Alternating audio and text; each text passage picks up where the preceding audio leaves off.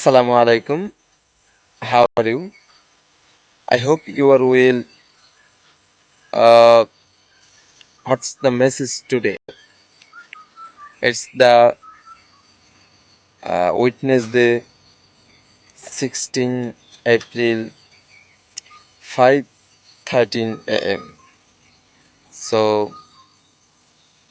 জীবন নিজেকে জীবনকে নিজে এগিয়ে নিতে হলে কঠোর পরিশ্রমের প্রয়োজন। সেই পরিশ্রমটা আপনাকেই করতে হবে, আপনার জীবনকে আপনাকেই এগিয়ে নিতে হবে। যদি নিজে কিছু না করেন, নিজে কিছু না করার অনেক কিছু ইচ্ছে থাকে, কিন্তু যদি অল্প অল্প করে না করেন তাহলে জীবনে কিছুই আসলে হবে না। কেননা ছোট্ট ছোট্ট বৃষ্টির ফোঁটা পরেই কিন্তু জমিনের মধ্যে বিশাল বড় বন্যাতে রূপান্তরিত হয়। সুতরাং করতে হবে নিজেকে পরিশ্রম। আপনি আজকে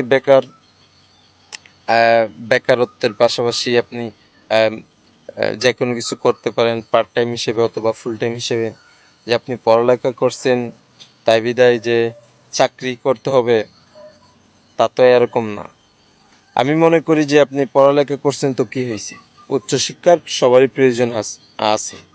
তো এর পাশাপাশি যদি আপনি যে কোনো একটা কিছু করেন, সমস্যা কী? হোক সেটা অটো ড্রাইভিং, অথবা রাজমিস্ত্রি, অথবা অন্য কোনো কাজ।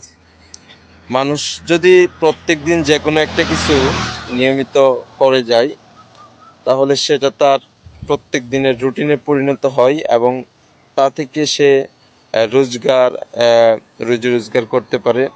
তার তখন কিন্তু একটা প্রভাব থাকে না, সেটা হচ্ছে যে বেকারত্ব। তো আমি আশা করি বুঝতে পেরেছেন এই বিষয়টা।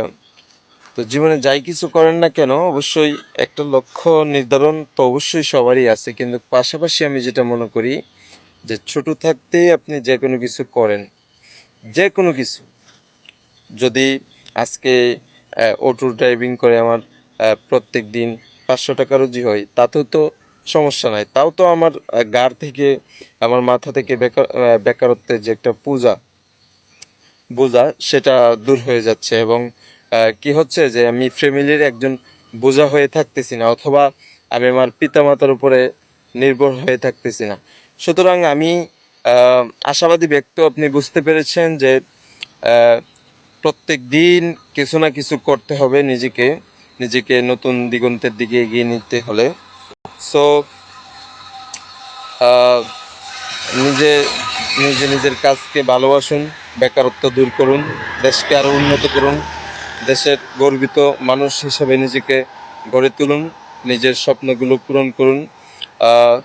আমি দোয়া করি আল্লাহ তাআলা যেন প্রত্যেকের স্বপ্নগুলোকে আল্লাহ তাআলা পূরণ করে দেন, আমিন।